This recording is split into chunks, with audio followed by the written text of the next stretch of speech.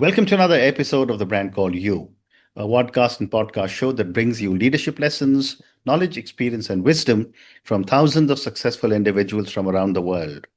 I'm your host, Ashutosh Garg, and today I'm delighted to welcome a well respected professional from the world of finance from Austin, Texas, USA, Mr. Ben Hansen. Ben, welcome to the show. Ash, thanks for having me. I'm really looking forward to speaking to your audience about profitability. My number Absolutely. one favorite topic. Absolutely. Ben is the founder of Profit Doctor, and he helps CEOs solve their profit problems fast. He understands firsthand what it takes to build a lean, scalable business that actually makes money. So, Ben, before we start talking about Profit Doctor, a few questions for you personally. Take me back to your early days. What sparked your entrepreneurial journey? Thanks, Ash. One of the stories I like to tell in my workshops has me as a 13-year-old. I call up my father. We're living in Gainesville, Florida, and Mm, I ask him if he would take me and my friend Paul to the museum. mm, He agrees. He comes back and collects us. We get in our family station wagon, and I put a paper shopping bag in the back area of the station wagon. mhm. We go to this museum. I take the paper bag. Paul, I, and my father, we walk down into the basement and find this specific office. I set the paper bag down on this guy's desk. And imagine this old professor with a white lab coat and big spectacles. He Mhm. says, "Is that it?" I say, "Yes." He puts on these big gauntlets and a face mask and gets these big 4 foot, 1 meter plus long tongs. He picks up the paper bag. He sets it in this 1.4 meter by 1.4 meter glass enclosure and tips it over, and out slithers a 4 foot long coral snake. For Wow. those of your listeners who are not from Gainesville, Florida, Mm. coral snake is one of the Yep. deadliest Mm. snakes in North America. Wow. Mm. Everybody's jaw dropped and they're like, holy moly, this 13-year-old kid wasn't full of it. Well, Paul and I decide that we are going to go into the poisonous snake catching business, my Amazing. first entrepreneurial adventure. And Wow. my mother, deathly terrified of snakes, intervenes. She bribes me into getting out. She bought out my first business by paying me snake allowance, Yeah. $10 a week to not catch snakes. Wow. And so there's two parts to this story. One, maybe not every business idea that I got into was brilliant. And number two, the analogy from this story to my work today is in many cases, many entrepreneurs would be better off to stop catching snakes or to Mm. exit from their current business, poisonous, toxic, hurtful things that are already in their business that are essentially poisonous to their Mm. profitability. And we'll get Amazing. into that more in a minute. Amazing. And I'm sure you will tell us during our conversation how to identify where the snake is. But Yes, we'll that is come to part that. of the challenge. We'll come to that. You've made the INC 500 list 5 times.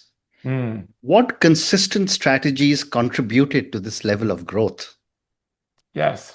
Well, unsurprisingly, part of what made me successful in growing the business uh, feeds or fuels or ties into my business philosophy. Mm. And a couple of the things that I did back then that were very successful for me, number one was our pricing strategy. Hmm. Our pricing strategy allowed us to have enough profitability to invest in Hmm. growth.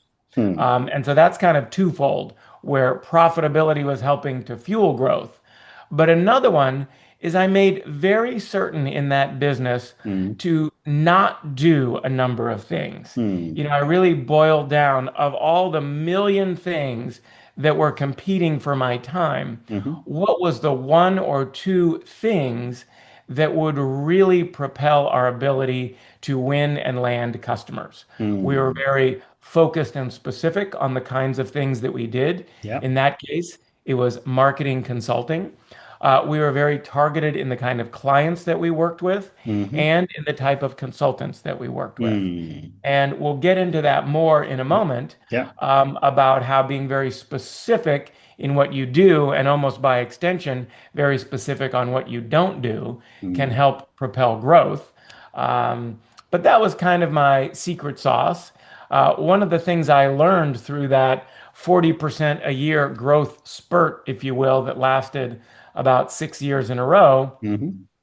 was with that, we'll call it hyper growth, came a lot of lessons, mistakes, and learnings that, boy, if I had known those in the front end, I Mm. would have done things a lot differently. Fascinating. Fascinating. Let's now talk about Profit Doctor. Tell me about the work you do at Profit Doctor and what are some of the common misconceptions CEOs have about profitability? Absolutely. Well, the first thing is Profit Doctor is a metaphor. I am not a medical doctor, and I I don't know. even play one on Yeah. television. Yeah. But along the lines of that, I call when a company has strong or solid revenue, Mm-hmm. but weak profitability, or Mm. their revenue is growing, but their profit is staying the same or shrinking, I Mm. call that profititis. Mm. And you're asking me a little bit about what are some of the things that we do with our clients, or what kind of clients do we work with? Mm. Typically, we work with businesses from roughly 2 million to 20, 100, sometimes as large as 200 million, Mm. and typically below average profitability. Mm. And that's a very important high level concept I'd like to share. For every business in every industry of every size, Mm. there is a distribution curve of profitability. Mm. And if your business is below average profitability, and Mm. in many cases, that equates to, let's call it single digit or Mm. negative profitability, Mm. you often have a big opportunity to either catch up to average at a minimum or start getting above average. Mm. And what I try to do is I try to share the best practices, shortcuts, hacks, techniques, if you will, Mm. that those in the top quartile of profitability are doing in your industry and at your size range. Mm. With you, let's just say, as the CEO, in maybe the bottom quartile or second from the bottom Mm. quartile of profitability, again, to first take you to at least break even from losses, Mm. and then up to the midpoint, and then potentially even above that. Wow. Thank you. You just spoke about profititis. So my next question is about profititis, Oh, where you say revenue grows, but profit does not. How widespread is this issue among businesses? I would say it's incredibly widespread. Mm. And I might almost even argue that half of those companies that are below average in profitability, half of a half is 25% or a Mm. quarter, Mm. that perhaps even 25% of businesses struggle with profititis. And Mm. if you were to say, what are some of the leading causes of Yeah. profititis? I would start and say it's between the ears of the entrepreneur. Mm. If you pick up almost any, well, back in the day when publications were made out of paper, Yeah. if you were to pick up any publication, almost all of what's talked about is referring to those companies that have been incredibly successful in terms of revenue. Mm-hmm. Silicon Valley unicorns, software as a service companies that made it big. And there's kind of a twin dynamic there. Number one, it's those people who have grown astronomically. And Mm-hmm. again, that tends to be revenue, revenue, revenue focused. And there's a very strong bias towards promoting those companies that are very technologically forward, Mm-hmm. software as a service, software, technology, hardware. And those things tend to go together because it's very challenging to go from zero to a billion if you're Mm. not the next Google. The Right. problem is those kinds of companies operate from a playbook. I was going to say cricket, but I'll say something else. Mm-hmm. Let's say hockey. So if they are using the hockey playbook, Mm-hmm. the question is your business playing hockey? Mm. And for 95% of companies all throughout the world, they are not. software as a service or technology platform Mm, plays. mm, They are not coming out of Silicon Valley, funded by venture capitalists, etc. So the mm, question is, why would you use the hockey playbook if you are, in fact, playing cricket or baseball? And I would suggest that you shouldn't. And so, one of the leading causes of profititis is when entrepreneurs are focusing on the wrong playbook. mm. Very interesting. You also were talking about, how unicorns are being created all over the world, very large number of them in the US. These companies have huge valuations. They look very, very successful on paper, but they're struggling behind the scenes when it comes to profits. Why do you think this happens? Well, as I said, I would probably go back a little bit to what I just was talking about, where there's such a focus on Mm, revenue, revenue, revenue, yeah. that people are not paying as close attention to profitability.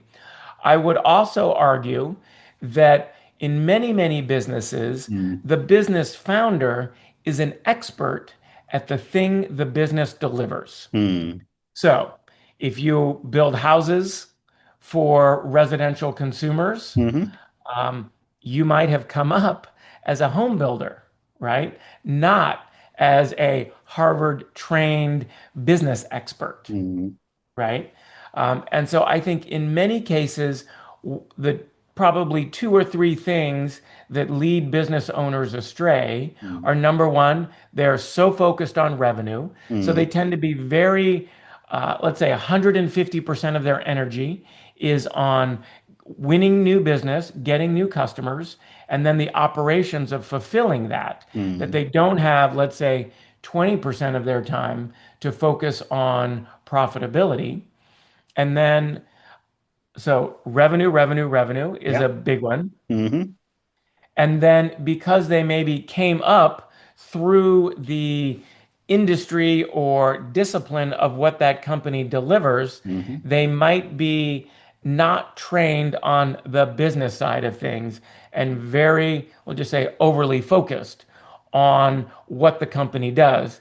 And then, last but not least, and we'll mm. get into this, there is a performance distribution at work across almost every element Yeah. of everything. Mhm, And in business, one of those elements is profitability. yeah. So it shouldn't be surprising that there is a bottom quartile of profitability when it Mm. comes to businesses. Amazing. You also emphasize simplicity and practicality. How do you strip away complexity in your work with clients? Great question. When I think about this podcast, we will highlight some of the top line thinking or big principles Hmm. that helps my customers and ideally your audience members Mm. be more successful at Correct. work. Correct. But there's then a lot of how to apply that, Mm. right? One of the things that we do is we share a raising the bar template Hmm. with our clients across a variety of dimensions. Right. So if you could triage your own business, Mm. and let's just say between customers that you work with, Mm. products and services that you offer, Mm. and then the people who work in your business or your supply chain, suppliers and subcontractors. First, there's a process to identify which of those areas might be your weakest spot that Mm. holds the most opportunity for improvement. And then in that weakest area, or said differently, area with the most opportunity, Mm. which of the customers or market segments or suppliers that you work with are your best, which are your average, and then which are your lowest performers. Mm. If you can identify the lowest performing members of the lowest performing slice of your business, Mm. again said differently, that is where you have the most opportunity for the most rapid improvement Mm. by exiting from your business Mm. those low performers in those slices of your business that are dragging you down the most. Well said. Great response. You also mentioned that clients see results in 12 weeks. What makes this transformation possible? Great question. Let's close our eyes for a minute, Ash, and imagine that your business is a hot air balloon Mm-hmm. and the kind that, brings people up to Mm-hmm. sightsee and whatnot. Yeah. And you have spent years building this really effective balloon. Mm-hmm. But over those years, you have also accumulated so much ballast or dirty laundry or friction that is Mm-hmm. holding your business down. Mm-hmm. So it might take years to build a high quality balloon and years to accumulate all that baggage, Mm-hmm. but it can actually be very, very quick to cut the ropes Right. that have held that ballast or baggage onto Mm-hmm. the outside of your balloon that Correct. would allow it to shoot up very quickly. In that metaphor, what I see so often is that the entrepreneur, if you will, or the pilot of that hot air balloon Mm-hmm. is thinking so hard about building a bigger balloon Yeah. or a faster balloon that what they're not doing is thinking about having a lighter balloon Mm-hmm. by chucking over the side some of that Mm-hmm. ballast. Correct. So it can be slow and time consuming to build that big effective balloon. It Mm-hmm. can actually be very, very rapid to see very impressive results. Again, specifically going from, let's say, 0% profitability or somewhere in the bottom quartile or half, Mm-hmm. up to average or Mm-hmm. even higher. Yeah. Great tip. Uh, my next question is, can you explain your lean and scalable business model philosophy in a little more detail? Hmm. I almost just answered a lot of that when I suggested that by getting rid of things that don't work, you Mm-hmm. could certainly make your business more lean Mm-hmm. and a lot more effective.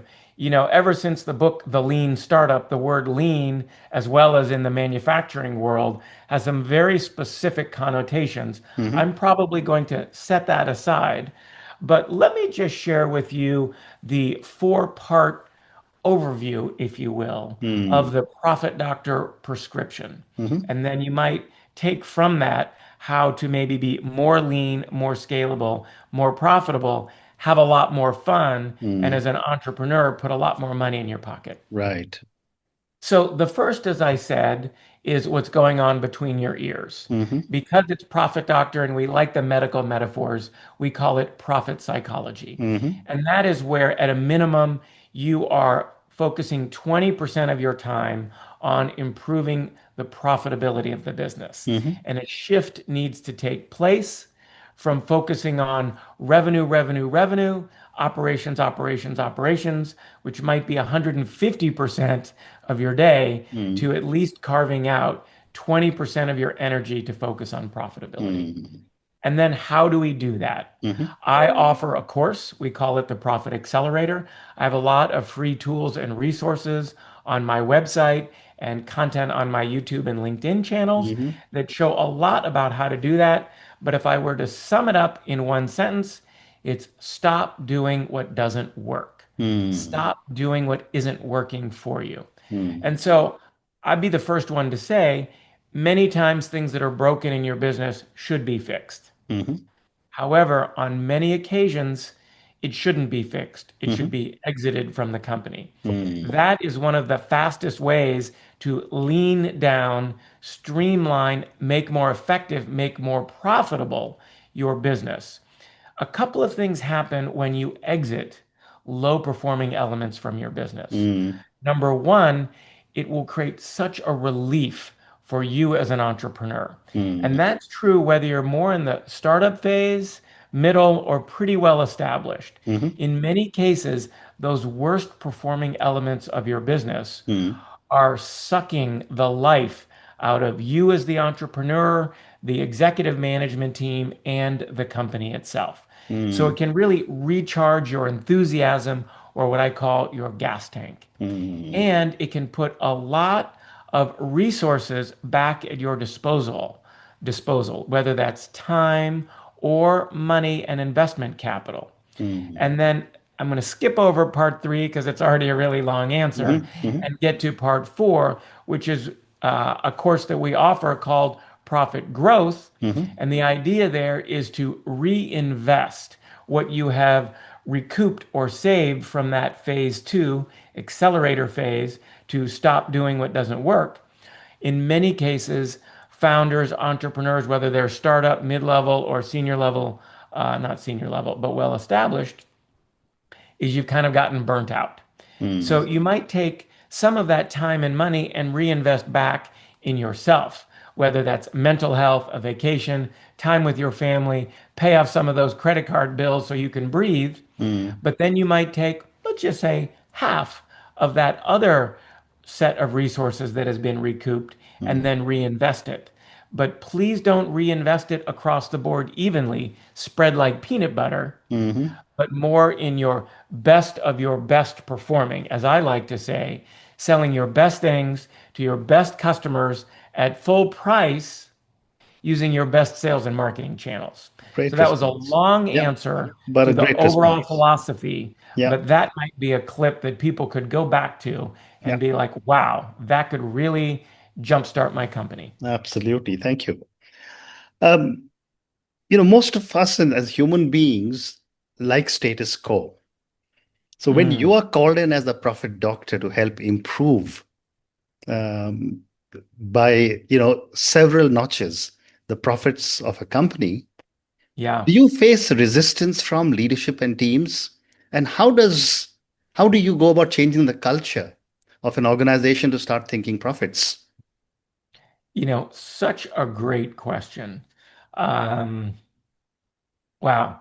Behind me are literally bookshelves and bookshelves of business psychology books. And I see And lots so of I awards don't, behind you. So there you go. I don't want to suggest that that is easy or trivial. sure. And that's why literally we devote a lot of attention in Hmm. my private one-on-one work and in my courses and in the free content that I offer on my website, LinkedIn, YouTube on that profit psychology. The first thing I try to do is I try to let entrepreneurs know that it's okay Hmm. to focus on profitability. Hmm. Hmm. There's a myth, and again, it snuck out of Silicon Valley, I believe, and invaded everybody. This idea of the Hmm. hustle. You Gary V fans and so many others like, you gotta hustle, you gotta hustle. Yeah, And what I'll tell you is there's no shame in working hard. correct. But why work dumb? Why struggle harder? Why make less money today than you could? Hmm. There are no awards or points delivered for doing it dumb and doing it hard and not making money along the journey. Hmm. Um, so many places that I could go with this. But what I will say is, I like to share with entrepreneurs that you can have healthy profits now. Hmm. In many cases, the idea of like, I'm just going to work harder Hmm. is incredibly counterproductive Hmm. for, again, those 95% of businesses that are not software as a service, are not funded by benchmark capital out of Silicon Valley, Hmm. and are not evaluated solely based on revenue. Hmm. Most of like 95% of businesses are evaluated and their success and failure lies on old school things, cash flow, Correct. profitability, ability to weather shocks from their own bank account. Hmm. And so once we kind of shake off these profit myths that have invaded the mindset of so many business owners Hmm. from Silicon Valley and others, we start sharing and we start sharing the light that winning on profit now is such a better strategy Hmm. than just revenue today, and we'll clean up profitability tomorrow. Well You kind said. of got me excited, Ash, and I'm No, ready to no, keep going for absolutely. an hour on this topic. But let's Yes, wrap it up and move on to the I know. next But topic. I have time for two more questions for you. Okay, Uh, how do you ensure that the improvements you implement are sustainable beyond your engagement? great question. The first is so many of the questions you've already asked me have really talked about helping entrepreneurs uncover blind spots. Correct. And those blind spots are the myth of revenue versus profitability, Mhm. the performance curve, and how cutting from the bottom can make such a big impact. And in some cases, once you see the light, you can't unsee how Yeah. powerful that is. And Yes. that might be the first answer to this question. Hmm. But I would also say, think of the not business cycles like up and down of the overall economy, but within your own business. Mm. Think of the organic process of trying new things, experimenting, growing through that more organic process. Mm. And then I like to talk about what we do here is almost a profit intervention. Let's say it's every 1 year, six Mm. months, 3 months, something like that. And so imagine today we have this intervention. We go for 90 days, clean up a bunch of stuff. Hmm. Well, maybe you could have a follow-up mini intervention. Let's just Mm. say every 6 months and clean up some of that ballast. Mm. And of course, we offer programs and courses, we call it momentum, where people stay with us for a long period of time to Mm. kind of keep the good habits at the top of their mind and remind them from time to time. Mm. Stop adding so much ballast. Mm. Amazing. And my last question for you. You've told us many, many different things on how to handle profits, how to jettison a lot of things from the hot air balloon, etc. But I'm going to ask you once more, if you could give one piece of advice to a lot of young entrepreneurs, a lot of young professional leaders listening to our podcast, what would it be? I'm going to try to remember three and I'll try to Okay. go quick. Yeah. Most of who I work with are business owners from, let's say, 2 to 20 to $50 million that Mm-hmm. already have a pretty substantial footprint. Mm. But as a younger, maybe not younger, newer entrepreneur Yeah. still trying to make it, the importance of getting rid of the things that don't work is Mm. even 10 times more critical Yeah. because that allows you to identify the things that do work, Mm. pour your energy into that, and that is likely what is going to help you break free and break through. Mm. The second piece of advice that I would share is what I call the 50-20 principle. Mm-hmm. Many of you are aware of the Pareto principle or the Mm. 80-20 rule, which basically says things are unevenly distributed. Mm-hmm. In many cases, for example, the top 20% of your customers are responsible for 80% of your revenue, Yeah. or the top 20% of your sales rep 80% of your revenue, Mm. etc. Mm. What I like people to understand is if 20% of your best customers are responsible for 80% of your revenue, Mm-hmm. what do you think is going on with the 20% of your worst customers Mm. or worst market segments? And what I have found time and time again across many industries and company sizes is that those bottom 20% of clients are costing you money, are the bane of someone's existence at your company, Mm. whether it's customer service, your middle managers, or you. And by exiting those negative, toxic snakes in your business, Yeah. wow, Mm. all the way back full circle, Yeah. you can really propel your business forward. Again, by filling up the gas tank of the people Mm-hmm. who work there, putting more time and money back in your, workday coffers, etc., Mm. either to rejuvenate yourself and your team or to reinvest in your best areas. Well, And I think I'll cut it off at those 2 points right there. fascinating. And on that note, and the one very, very powerful advice that you've given, which is get rid of the things that don't work, and that encompasses so many different things that we tend to overlook. Look, what as entrepreneurs we tend to have blind spots about. Thank you, Ben, for speaking to me about your own journey. Thank you for pointing out such incredible points to so many of my viewers and listeners on how to really tackle profits. I've been a startup entrepreneur 2 or 3 times, and I've often wondered why burn is a part of the standard acceptable lexicon for all startups. Talking to you has helped me understand that there is no point in getting profititis, but we've got to keep on looking at how do we build more and more and more profits. Thank you again for speaking to me, and good luck to you. Ash, thanks for having me. Really enjoyed it. Thank you. Hopefully, we can put in the show notes a couple of links, to the website and the We will. LinkedIn channel where we really offer a lot of free resources to folks. Thank I you. get so passionate when I work with entrepreneurs who are ready to break free of that below average profitability and start, filling up their emotional gas tank, Yeah, their bank accounts, and really just having a lot more fun at work. correct. Thank you again. Thanks, Ash. Thank you for listening to the Brand Called You videocast and podcast, a platform that brings you knowledge, experience, and wisdom of hundreds of successful individuals from around the world.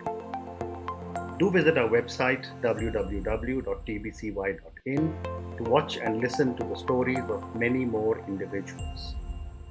You can also follow us on YouTube, Facebook, Instagram, and Twitter. Just search for the Brand Called You.